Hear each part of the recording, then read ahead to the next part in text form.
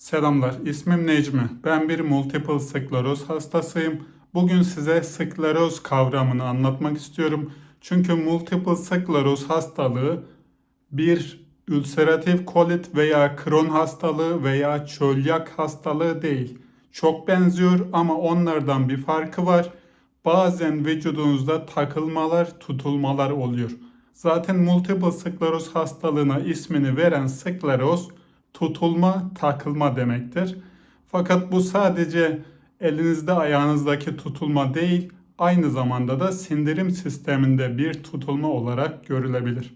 Elimdeki spor aletinin amacı sağ elimde bir takılma var. Şu an kolay görülsün diye sol kullanıyorum ama sağ elimde bir takılma var ve özellikle bileğimden etkilenen, hareketlerimi kısıtlayan bir sistem.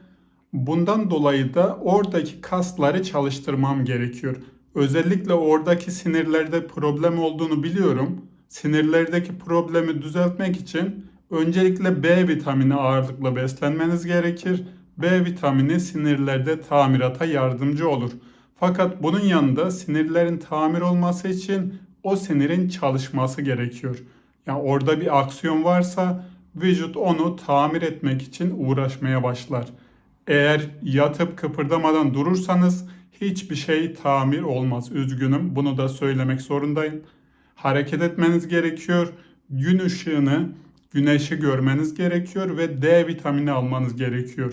Bir şeylerin tamir olması için önce hareket, sonra C ve D vitamini olması gerekiyor. Bunun devamında da vücudunuz tamir olacaktır. Şimdi skleroz kavramı ile ilgili biraz detaya inmek istiyorum. Çünkü bu hastanede ya da doktorlarda yanlış anlatılıyor. Diyorlar ki akyuvarlar çıldırmış, dengeleri bozulmuş. Hastalığın hepsi bu. Hastalığın hepsi bu değil. Çünkü arka planda sinir sisteminden ziyade beynimizin arka tarafındaki limbik sistemi etkileyen bir yapı var. Vagus siniri aynı anda hem anılarınıza hem sindirim sistemine hem de diğer organlarınıza bağlı. Bu direkt bağlı değil ama trigeminal sinir sayesinde diğer organlarınıza da müdahale edebiliyor.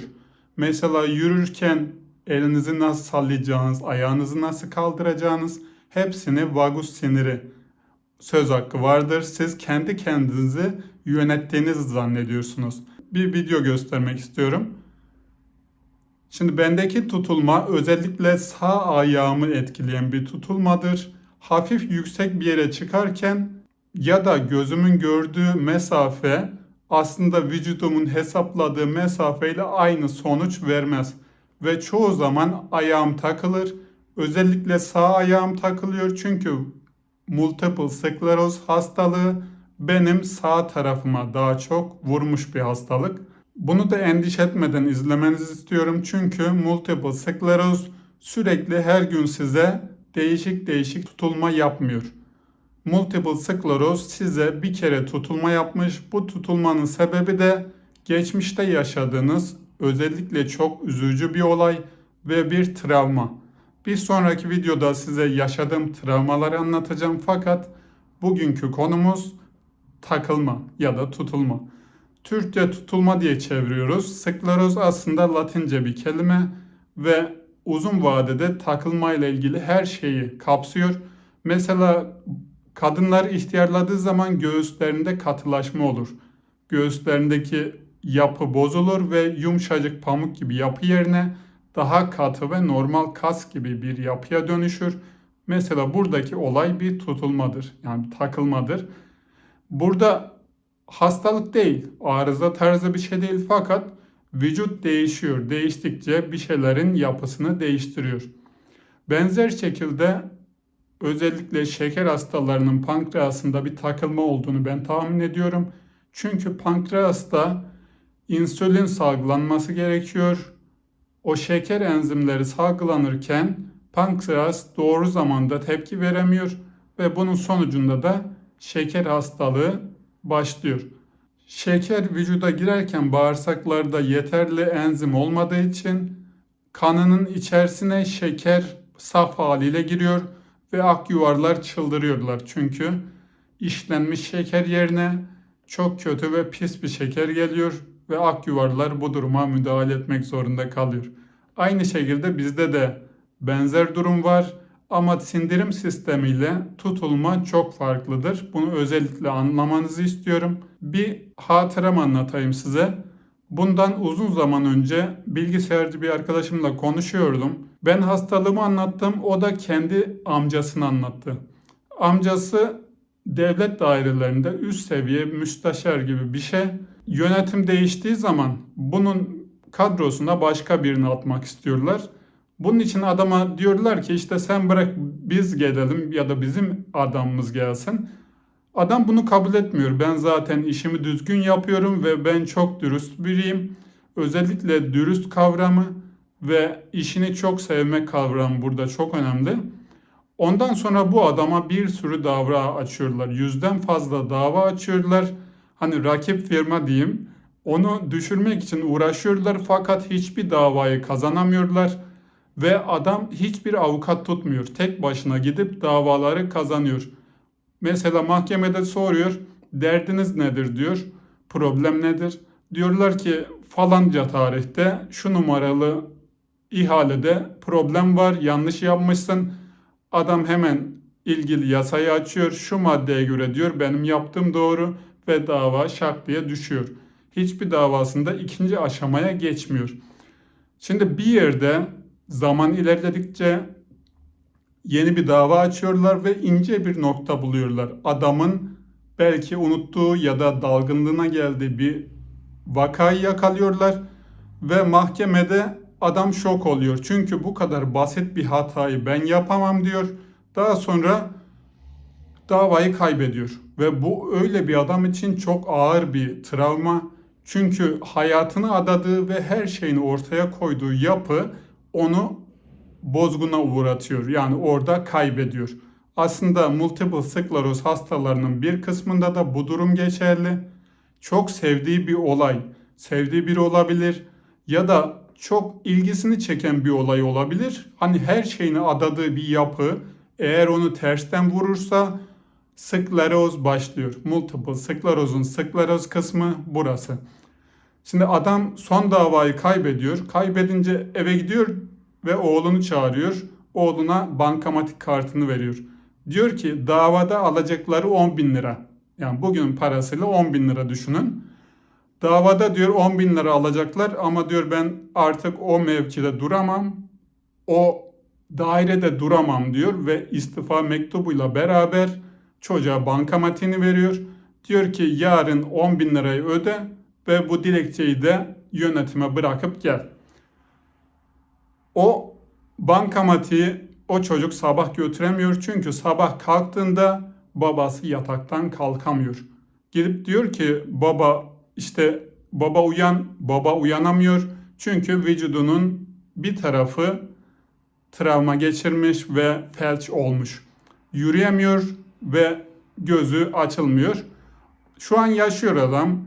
Hani tekerlekli sandalyede yaşıyor fakat hayatına devam ediyor. Başka bir meslekte, başka bir kadroda, belki de bambaşka bir dünyada. Onun için multiple skleroz hastası arkadaşım, bizim tutulmamız kesinlikle duygularla çok ilgili.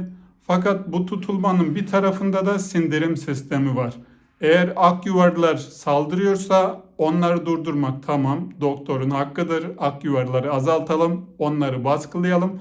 Fakat içimizde yatan o kırık duyguları ve geçmişte yatan çözemediğimiz travmaları çözmemiz gerekiyor. Hastalığın bir tarafında çünkü duygular var. Şimdi duyguların bu kadar ağır olamayacağına ben başta inanamamıştım. Fakat sonra kekeme bir arkadaşımla tanıştım. Kekemeliği aşmış ve kekemelik aslında çok zor bir hastalıktır. Ve aynı şekilde vagus sinirinin dahil olduğu bir hastalıktır. Kekemeler beyninin sol tarafıyla konuşur, sağ tarafıyla matematik işlem yapar. Mesela bir kekeme çok güzel şarkı söyleyebilir. Şarkılarda hiç kimse bir sonra ne söyleyeceğini hesaplamaz. Sonraki cümleyi kafasında düşünmez. Ondan dolayı kekemeler çok rahat şarkı söyler ve yağ gibi ve çok güzel söylerler. Onun için kekeme arkadaşınız, akrabanız varsa beyninin sağ tarafını çalıştırın ya da sol tarafını. Çünkü beynimizin bir tarafı matematik hesapları yapıyor, bir tarafı da diğer işlemleri yapıyor. Benim multiple skleroz hastalığım sağ tarafımı vurmuş şekilde. Onun için sağ ayağım zor kalkıyor. Sağ elim daha uyuşuk ve sağ elimi güçlendirmek için kas geliştiriyorum. Aslında bu olay kaslarımı geliştirme amaçlı değil. Bu olay sinirlere hareket getirmek için. Eğer sinirler sinyali alırsa orada tamirat başlatırlar. Birçok besinde B vitamini vardır. Sadece düzenli beslenmeniz ve sindirim sistemine her şeyin yolunda olduğunu söylemeniz gerekiyor. Multiple skleroz hastası arkadaşım, her şey yolunda, güzel olacak. Özellikle bu konuda içini hiç üzme. Duygular geçmişte kaldı. Geçmiş orada bırak. Geçmişi düşünme. Bugün yaşayalım. Sevdiğin başka şeyler vardır ve seni sevenler olacak. Onun için de geçmişe dönüp bakma.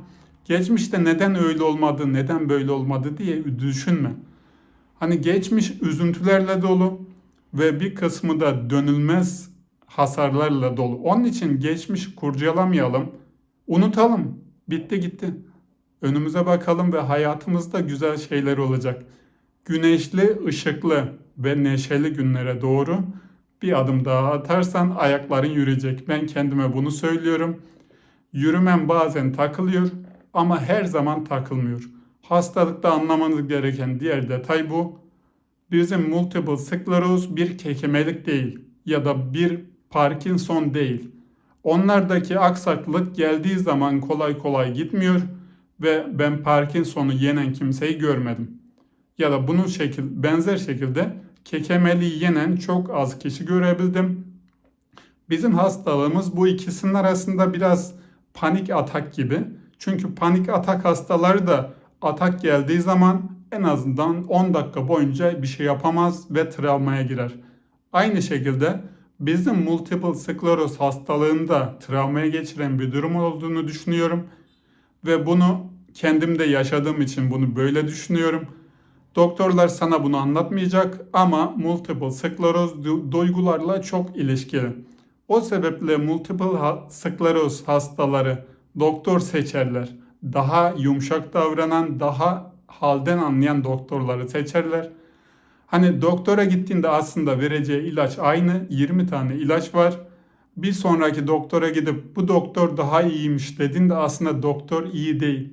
Doktorun davranışı iyi ve duygusal açıdan sana destek oluyor. Uzun süredir takılmaların devam ediyorsa bunları durdurmak için, değiştirmek için daha çok çalışman gerekiyor. Fakat duyguları asla göz ardı etme. Duyguları bu hastalığın yarısını oluşturuyor. Yarısı sindirim sistemi ve yarısı duygulardan ibaret. Onun için geçmişi unuttuk, geleceğe bakacağız ve hayat gerçekten güzel. Hayatın güzel taraflarını görmeyi düşünün. Eskiyi hatırlamayın çünkü yürürken bazen hatıralar gözümün önüne geliyor ve ayağım takılmaya başlıyor. Cümlem kesildi çünkü sütçü geçiyor, yoldan bağırarak geçiyor. Sütü çiğ halde yemeyin arkadaşım. Bir önceki videoda bunu anlattım. Çiğ süt gaz yapıyor. Ve bu düşündüğünden çok daha ağır bir hasar. Bunun devamında iyileşme yolunda ben çabalarımı harcıyorum ve iyileşeceğim. Sen de iyileşmek için aksiyon yapman gerekiyor. Vücudun hareket etmesi ve gün ışığında olması gerekiyor. Gece evde karanlıkta tek başına yattığın zaman iyileşemezsin. Güneş olması gerekiyor ve hayatında neşe olması gerekiyor. Birçok travma hastalığı gibi multiple sklerozun ucunda da neşeyle kolayca çözülebilen bir senaryo var. O tarafa doğru gidersen orada buluşuruz. Görüşürüz, selamlar.